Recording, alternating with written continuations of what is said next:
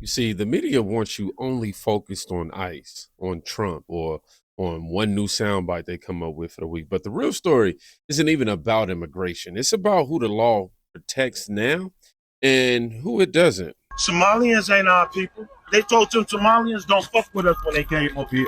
That's why they don't fuck with us. And we don't fuck with them. You notice we ain't trying to help them cocksuckers. And then look at all the money that they stole. Look at all that $9 billion. And then put nothing in the community.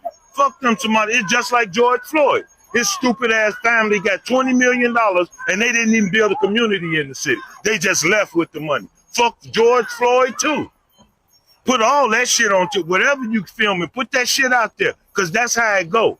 When you don't fuck with the community and help the community, fuck you. They took that money and left. Now look at them. They all broke. They got tricked out of all that money. They ain't got shit right now today. Off of 20 million. Come on, man. Quit playing with the game. All this shit is a farce.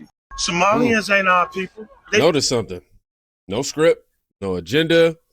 This ain't like hashtag activism right here, basically. Just frustration. Because when resources disappear, when accountability of all things disappear, someone always notices first. And it's never the people on TV telling you the story for some reason. Now, I want you to watch what happens when reality meets progress. Hey! Hey, get! What did she just do? She fucking... Oh, shit. Okay, it's okay.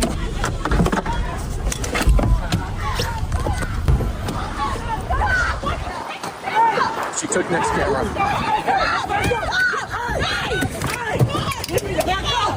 She just stole next camera.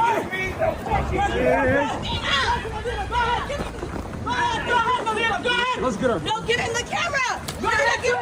Just tell her to give him the camera back. Nadina! Give him the camera! What happened, Nick? They just stole my camera. Right out of your hand while you're in the car? That's what the fuck you wanted, right? That's the fuck you wanted, right? That's what you did. Man, listen, motherfucker, you gotta get the fuck up out of here. My daughter. You fucking coward. Motherfucker, you a coward, bitch. You have to leave. You fucking coward. Rob you, motherfucker. Get the fuck up out of here. $1,000 bitch. You fucking coward. You a fucking coward, motherfucker. Nobody motherfucker, you trying to incite that shit. Nobody stepped in. Get the fuck up out of here, bro. $1,000 worth of equipment. Fuck you, bitch. Did you call 9? Did anybody call 911? Why are you in this neighborhood? Have Kevin do it. Okay. You fucking Nazis. We got it all on video. We're not Nazis. Man, you fucking Nazis. We're not Nazis and we're not racist. I condemn Hitler completely. You a fucking racist, bitch. I'm not racist. I condemn all Guy, racism. you a fucking Nazi. I condemn all racism. This neighborhood. Why are you here?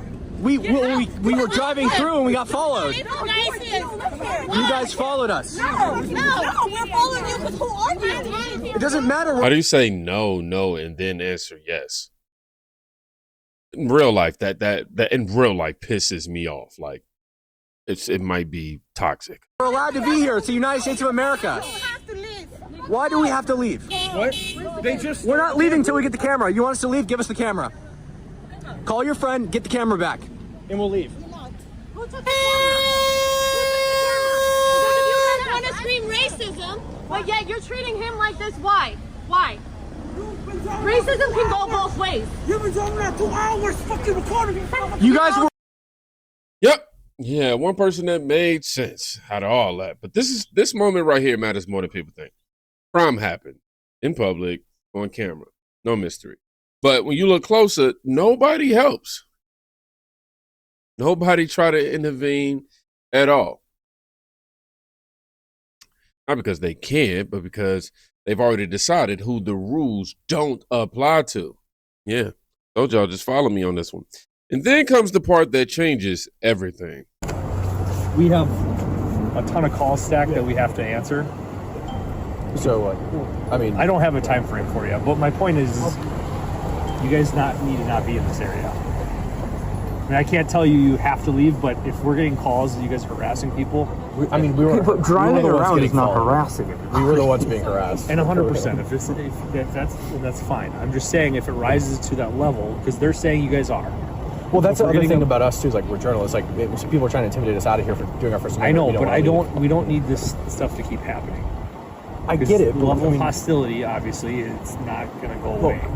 We just want our stuff. Like, I mean, it's. Understand, and we're going to work on that. We got a very detailed reports started here. And also, here's the other thing too: is like if they rob us and then we leave, that just teaches them, oh, if somebody here comes here you don't like, just rob them and they'll leave. Okay, but there's a process that we have to follow. Okay, I get it. so we take the report, we document everything that happens. Sure. It goes to our investigators, and they can dig deeper into it. We have the vehicle information now with the plate, so that's very helpful. Okay. So if we see the car, we can go from there. I'll try to get it to DHS. So we'll be looking for the car, but you guys got to do us a favor and stay out of this area. All right. We don't want anything else escalating to this point again. We got a lot of reports. I mean, I guess what I don't It's a understand is, felony like, versus them just not liking our. I understand we get attacked and assaulted. By the way, they tried to steal my camera earlier, and we're the ones told to leave. Like, I'm not justifying what they did, but we're trying to keep the peace at the end of the day. And the bottom line is, you guys obviously aren't from the area. But it's like if I'm a woman and I get raped for wearing tight jeans, and it's like, well, you shouldn't have been there. It's Okay, like, but that's not what we're saying. well, we're being told to leave when we're the ones who got attacked. I mean, it's like. Well, we're probably going to look inside the parking garage. Well, I'm just saying we want but people who keep did in the mind, robbery all to this get is private arrested, property, and not so you guys. security who asks you were guys to harassed. leave. You have to. They never actually asked us to leave. I'm just telling you, you guys, All right. hanging around here is not going to help anything. I mean, there's plenty of video already of you guys circling the area because we've been getting calls on you guys. So Yeah, we got Which followed. is totally legal, though. Okay. I'm not going to So- leave the area when we're being followed. So It's like that's intimidation. We're that's not part of the gonna- issue. we Is I don't want cave them. to intimidation. And I know if they think we're ICE, they're going to run red lights behind us. They're going to do whatever, like break all the traffic laws. I'd like to get back to the hotel, but I also need to not be followed to the hotel. We would prefer you get back to the hotel. Okay, but so that's why we can't just drive out of the area when we've got 5 people following us that are honking us and trying to block us. And so we can't. That's why.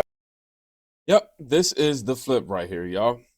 The victim is the problem, and the criminal is just the environment, essentially. He's told to leave, not them. Not confusion. There's definitely a system protecting itself, because once the law admits it can't be enforced equally, it has to pick sides. So, how do you calm a situation like this? Apparently, you post a video. Hey everybody, I just wanted to say I am so sorry for what is happening in Minneapolis and our country, really, but specifically Minneapolis right now because it's where I shot my last stand-up special, and everybody there couldn't have been more lovely. I shot it there because they say it's the happiest city in America, and I found that to be true. So my thoughts and my prayers are going out to everyone, and I'm proud of everyone who's protesting peacefully, and I am sorry for anyone who has been hurt just for protesting, for doing what you should be doing. Anyway, I just sending love. She says, doing what you should be doing. Yeah, that isn't going to age good at all. This is emotional insulation. No details, no responsibilities, just feelings. She's not even here anymore, right? And feelings are useful because they delay the accountability. They didn't or never solve the problems. Rather, they soften the audience. But, you know, soft language does not work forever. Eventually, someone says the quiet part. Yeah, so we have a mayor who's a Somali sympathizer who we've seen dancing around on stage with their flag instead of an American flag. And I'm supposed to sit here, exactly, and I'm supposed to sit here and believe that that is not creating more hostility where we have I just spoke with Brian, 200 agents the other night that are leaving their families, going there to keep the peace, to get criminals off the streets, to get people that don't belong here out so that we are a safer country. And they don't even know what they're standing for. And let me also tell you something. The Department of Justice will look into whomever is funding this. It's no different than a RICO action. If you are funding mass protests, if you are having protests that are not righteous protests, there are First Amendment rights that we respect, but that are putting people in risk, not allowing people to go to church, this Department of Justice will come down on you. Yeah, no, that's right. So we have a mayor who's a the Trump administration ain't playing. They are not playing. This is an anger. This right here is a warning. But, you know, they used to ignoring the nose. Telling y'all, don't FAFO, because once the leaders realize chaos has incentives, they can either confront it or they lose control of it. And history shows what happens next. That's when the name everyone argues about enters the frame. My God, Trump. Let's go ahead and read what my guy wrote. There is $19 billion in Minnesota Somali fraud. Fake Congresswoman Ilhan Omar, a constant complainer who hates the USA, knows everything there is to know. She should be in jail, or even worse, punishment sent back to Somalia, considered one of the absolutely worst countries in the world. Should have said, anywho, she could hope to make Somalia great again.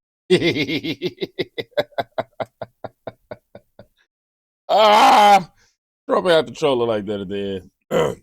People focus on how he says things usually, right? They should focus on why it resonates more than anything, because when systems fail long enough, people stop asking for nuance and they ask for force. Not because they're evil, but because, you know, this sort of is just exhausting. Give me a break. And then this. Can I just have a quick word about how emotional it was being there at the site where Renee was killed? It's obviously touched you. I mean, this place holds a lot of sadness, anger, frustration for so many of my residents, especially in this neighborhood.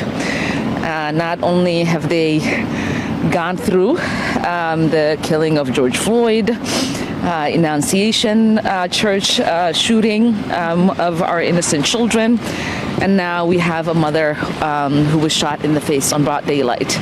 And so it is sadness that there isn't swift justice, but we will continue to hold her in our hearts and fight for accountability. The Trump administration continues to call Renee Nicole Good a domestic terrorist. They say she was a mother, a poet, a loving wife, and a writer. And most of all, she was a human being who deserved dignity. And it is a shame that anybody would describe her in those words. Thank you.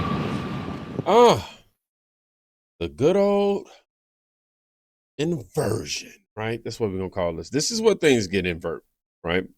Violence get compassion, enforcement gets suspicion, and citizens ultimately get silence.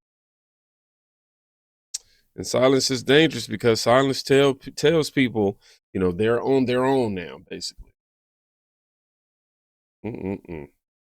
So what happens when people believe the system won't protect them? They start asking for something stronger. Here's the deal. When you start taking away people's money and their cars, we have a problem, Houston. You start lighting them up with water in freezing temperatures, ain't nobody fixing to be trying to come out there with no motherfucking and getting soaking wet in the cold. Ain't nobody doing that. Mace ain't doing a motherfucking thing. It ain't even effective. Bring out some water cannons in cold-ass Minnesota. Take them vehicles. 90-day hold 'em. Look under your federal seizure laws. Because apparently none of y'all motherfuckers have read it. Look under your federal seizure laws. And then and thank me later. Okay? And then, like I said, suspend them driver's license. A lot of them Uber. You're going to cut their money, ticket them, and garnish them wages. Ooh. Here's the deal. Yeah. This is the response energy right here, y'all. This isn't about water cannons. It's about control. And, you know, when order disappears, someone always offers to restore it. And let's just say that they're rarely gentle about the approach. So Minnesota, it didn't snap. That thing slid slowly, quietly, policy by policy. You got Ilhan out here creating somewhat of a civil war amongst the communities in Minnesota. Until one day people realized they weren't living under the same rules anymore. This is how civil conflict begins. Not with a bang, but with permission. And if you made it all the way to the end of this video, I need to go get me some air. I'm hot too. want you to write, pressure always finds a crack. Yeah, I'm giving y'all an essay today. Yep. A whole sentence. Or I take these two. You can write in the comment section how you're not going to write all that, which always is irony to that, however, because the sentence be longer than the sentence I asked you to write anyway. But I do enjoy having some smart asses. And I mean that genuinely, not like in a chaotic way. I like the fact that we have friendly banter in that way. We can joke with each other in that way is what I'm saying. Y'all be safe. Go check on a friend today. You can quite literally be saving their life. Peace.